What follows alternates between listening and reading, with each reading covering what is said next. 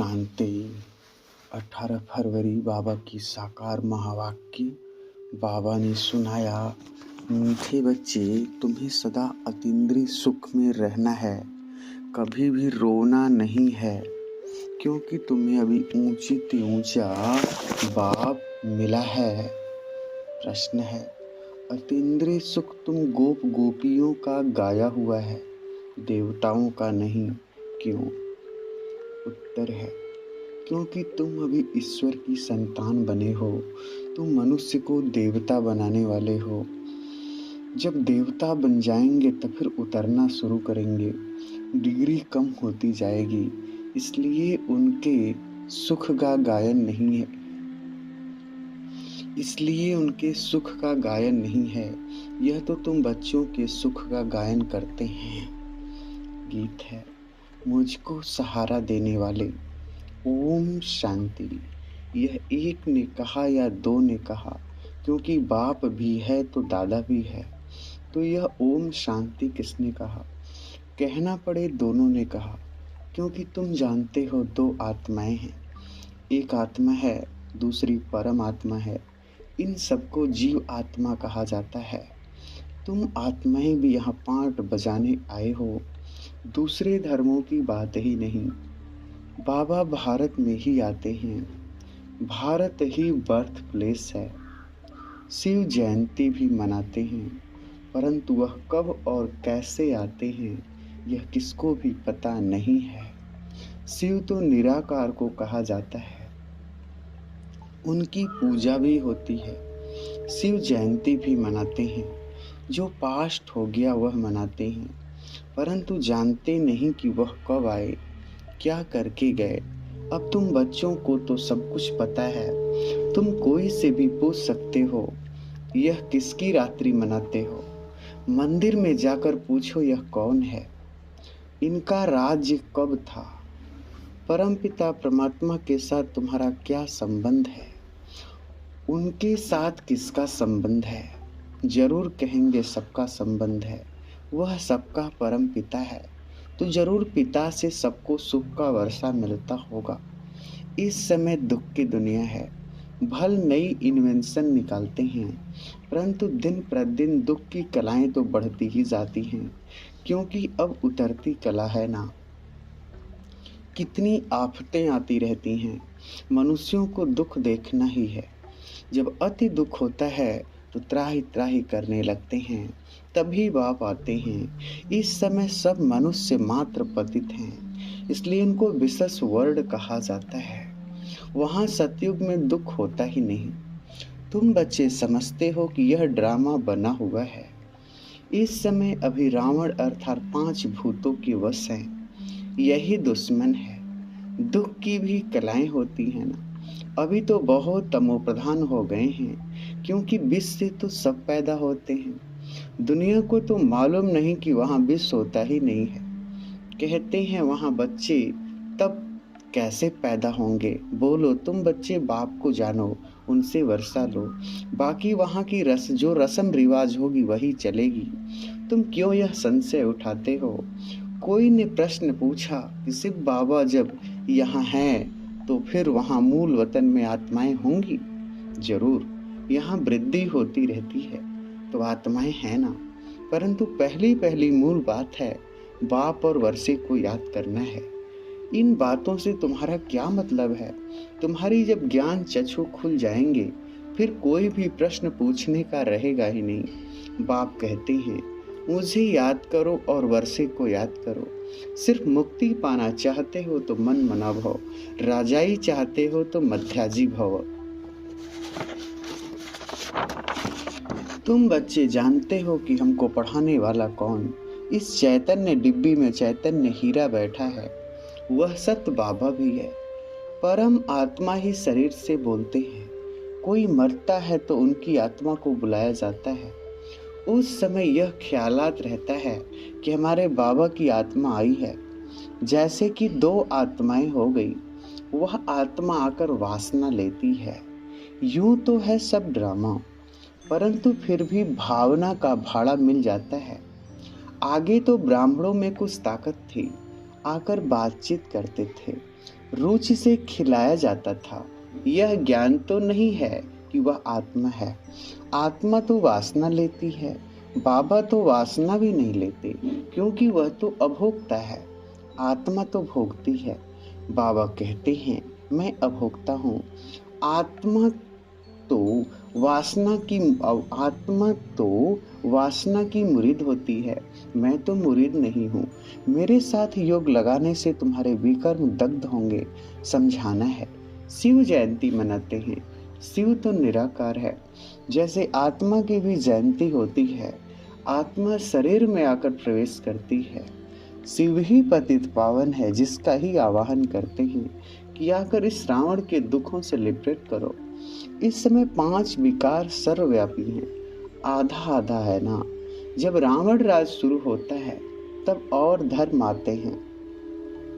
सबको अपना अपना पार्ट बजाने आना है। मैं आता ही यहाँ हूँ। अब तुम बच्चे जानते हो, इस चैतन्य डिब्बे में कौड़ी से हीरा बनाने वाला बाप बैठा हुआ है। वही सच्चित आनंद स्वरूप है, ज्ञान का सागर है। तुम अभी जानते हो। बाप याद दिलाते हैं तो याद करते हैं, फिर भूल जाते हैं, क्योंकि वह पोप आदि जो हैं उनको तो चैतन्य शरीर है, नामी ग्रामी है। उनकी कितनी महिमा होती है। यहाँ तो एक डिब्बी में छिपा हुआ हीरा है, कोई जानते ही नहीं, वह एक ही बार आते हैं। बच्चे तो जानते हैं बाबा इनमें बैठा है। यह हमारा सत्य बाबा, सत्य टीचर भी है। यह पाठशाला है ना।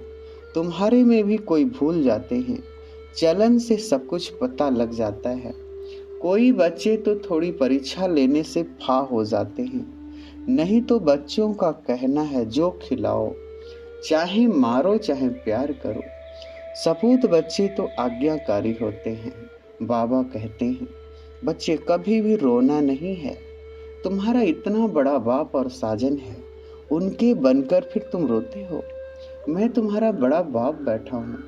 माया नाक से पकड़ती है तो तुम रोते हो। गायन भी है, अतीन्द्रिय सुख गोप और गोपियों से पूछो, परंतु माया भुला देती है। बाप पर कुर्बान जाए, बलिहार जाए, वह अंदर याद रहे तो खुशी हो। तुम बच्चे अभी जानते हो, बाबा सच्चा सच्चा इंद्र है। वो पानी की वर्षा बरसाने वाला इंद्र नहीं, यह ज्ञान इंद्र है। इंद्र धनुष निकलता है, उसमें रंग तो बहुत होते हैं, परंतु मुख्य 3 होते हैं। बाबा तुमको इस समय त्रिकालदर्शी बनाते हैं।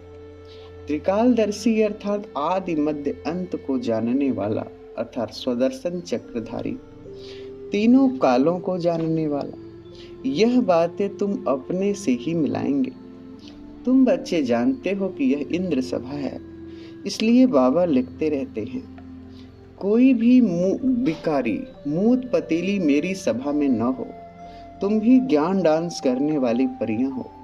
ज्ञान इंद्र परियों को फरमान है, को विशेष अर्थात भिकारी आदमी को यहाँ नहीं लाना। तुम बच्चों के पास विशेष ही वॉइसलेस बनने के लिए आते हैं, परंतु मेरी सभा में नहीं लाना है। कायदे भी है ना। वैसे तो मैं यहाँ बहुतों से बातचीत करता हूँ। ईमानदार सपूत अच्छा बच्चा है तो लब जाता है, जैसे गांधी के लिए सबको लब है। काम तो अच्छा किया ना। इस बने बनाए ड्रामा को भी समझना है। यह हुबहू रिपीट हो रहा है, कोई का दोष नहीं है। रावण को तो सभी को भ्रष्टाचारी बनाना ही है। इन सब बातों को तुम बच्चे ही जानते हो, और क्या जाने। पतित पावन कहते हैं, कुछ भी समझते नहीं। तुम तो वही हो जिन्होंने कल्प पहले भी बाबा को मदद की थी। सतयुग में यह थोड़ी ही मालूम रहेगा कि हमने यह राज्य कैसे लिया। अब तुम जानते हो यह बेहद का बाप कितना बड़ी आसामी है। बाप ही भारत को कौड़ी से हीरे जैसा बनाते हैं। स्वर्ग में एक ही आदि सनातन देवी देवता धर्म था, अब फिर से उसकी स्थापना हो रही है। सारी दुनिया में शांति स्थापन करना यह तो परम पिता परमात्मा की रिस्पॉन्सिबिलिटी है। वह बाप ही आकर सबको धड़का बनाते हैं, समझाते हैं, तुम निधन के क्यों बने हो? रावण राज्य कब से शुरू हुआ तुम जानते नहीं हो। रावण का बुत बनाकर जलाते रहते हैं। इस समय भक्ति मार्ग की उतरती कला है। राम राज तो सतयुग को कहा जाता है। तुम इस समय हो ईश्वरी औलाद, क्योंकि कला कम होती जाती है। इस समय तुम्हारे में बड़ी रॉयल्टी चाहिए। तुम हो मनुष्य को देवता बनाने वाले। अतीन्द्रिय सुख भी गोप गोपियों का ही गाया हुआ है। ऐसे कभी नहीं कहा कि अतीन्द्रिय सुख लक्ष्मी नारायण से पूछो, परंतु गोप गोपियों के लिए कहा है, क्योंकि वह ईश्वरी औलाद है। देवता बनते हो फिर डिग्री कम हो जाती है। राजाएं कितना दबदबे से चलते हैं, परंतु हैं तो सब तमो प्रधान। तुम्हारे पास चित्रों में ब्रह्मा का चित्र देखकर बहुत मनुष्य मूझते हैं, तो तुम बच्चों के पास लक्ष्मी नारायण का चित्र एक त्रिमूर्ति सहित है, एक बिगड़ त्रिमूर्ति के भी है। उनमें सिर्फ शिव दिखाया हुआ है, तो दोनों रखना चाहिए। अगर कुछ ब्रह्मा के लिए बोले तो कहो किसके शरीर में आवे? ब्रह्मा सरस्वती ही लक्ष्मी नारायण बनते हैं। जरूर ब्रह्मा तन में ही आवे तब तो ब्राह्मण पैदा हो, नहीं तो इतने बच्चे कैसे हो सकते हैं? यह ब्रह्मा के बच्चे ब्रह्मा कुमार कुमारियां हैं। तुम भी ब्रह्मा कुमार कुमारी हो। प्रजापिता बिगड़ सृष्टि कैसे रचेंगे? यह अब नई सृष्टि रच रहे हैं, तो तुम भी, परंतु तुम मानते नहीं हो। तुम भी, परंतु तुम मानते नहीं हो। अगर अभी ब्राह्मण नहीं बनेंगे तो देवता भी नहीं बन सकते, यह भी समझते हैं। यहाँ आएंगे वही जिनका सैपलिंग लगना होगा। बाप कितना अच्छी रीति समझाते हैं। बाबा हरेक की अवस्था को भी जानते हैं। कोई किस चीज का भूखा, कोई फैशन का भूखा। बाबा से आकर पूछो, बाबा हम ठीक चल रहे हैं, यह हमारी बात राइट है या रॉन्ग है, तो भी समझे कि इनको डर है। देखो गांधी जी को सभी ने कितनी मदद दी, परंतु उसने खुद नहीं खाया, सब देश के लिए किया। वह गांधी तो फिर भी मनुष्य था। यह तो बेहद का बाबा है। सिर्फ बाबा तो दाता है, सब बच्चों के लिए ही करते हैं। पूछा जाता है तुम 1 रुपया क्यों देते हो? कहते हैं सिर्फ बाबा को देते हैं, 21 जन्मों का वर्षा पाने के लिए। ऐसे कोई नहीं समझे तो मैंने दिया, मैं तो 21 जन्मों का वर्षा लेता हूँ। बाबा तो गरीब निवाज है, 21 जन्मों का वर्षा देते हैं। यह बुद्धि में रहे। सब कुछ बच्चों के काम में आता है। गांधी भी काम में लगाते थे, अपने लिए कुछ भी इकट्ठा नहीं किया। अपने पास भी जो कुछ था वह दे दिया। देने वाला कभी खुद इकट्ठा नहीं करता। सन्यासी छोड़कर चले जाते हैं, फिर आकर इकट्ठा करते हैं। उन्हों के पास तो बहुत पैसे हैं, कितने फ्लैट्स हैं। वास्तव में सन्यासियों को 1 पैसा भी हाथ में नहीं होना चाहिए। ला ऐसे है, वह कभी दानी नहीं हो सकते। तुमको तो बाप की राय पर चलना है। बाबा यह सब कुछ आपका, जैसे आप कहेंगे इसे काम में लगाएंगे। बाबा डायरेक्शन देते रहते हैं, बच्चों को अमल में लाना है। अच्छा, मीठे मीठे सिकिलधे बच्चों प्रति माता पिता बाप दादा का याद प्यार और गुड मॉर्निंग। रूहानी बाप की रूहानी बच्चों को नमस्ते। हम रूहानी बच्चों की रूहानी माता पिता बाप दादा को याद प्यार गुड मॉर्निंग, नमस्ते बाबा, नमस्ते, शुक्रिया बाबा। धारणा के लिए मुख्य सार, पहली पॉइंट, कदम कदम बाप की राय पर चलना है। पूरा पूरा बलिहार जाना है। जहां बिठाए जो खिलाए ऐसा आज्ञाकारी होकर रहना है। दूसरी पॉइंट, अपनी चलन बहुत रॉयल ऊंची रखनी है। हम ईश्वरीय औलाद हैं, इसलिए बड़ी रॉयल्टी से चलना है। कभी भी रोना नहीं है। वरदान दे रहे हैं बाबा। साधारण जीवन में भावना के आधार पर श्रेष्ठ भाग्य बनाने वाले पद्मा पदम भाग्यवान भव। स्पष्टीकरण है, बाप दादा को साधारण आत्माएं ही पसंद हैं। बाप स्वयं भी साधारण तन में आते हैं। आज का करोड़पति भी साधारण है।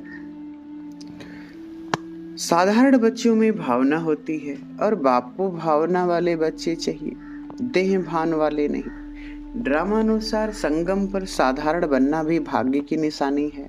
साधारण बच्चे ही भाग्य विधाता बाप को अपना बना लेते हैं, इसलिए अनुभव करते हैं कि भाग्य पर मेरा अधिकार है।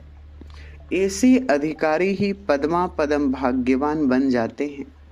स्लोगन है, सेवाओं में दिल बड़ी हो तो असंभव कार्य भी संभव हो जाएगा। सेवाओं में दिल बड़ी हो तो असंभव कार्य भी संभव हो जाएगा। ओम शांति।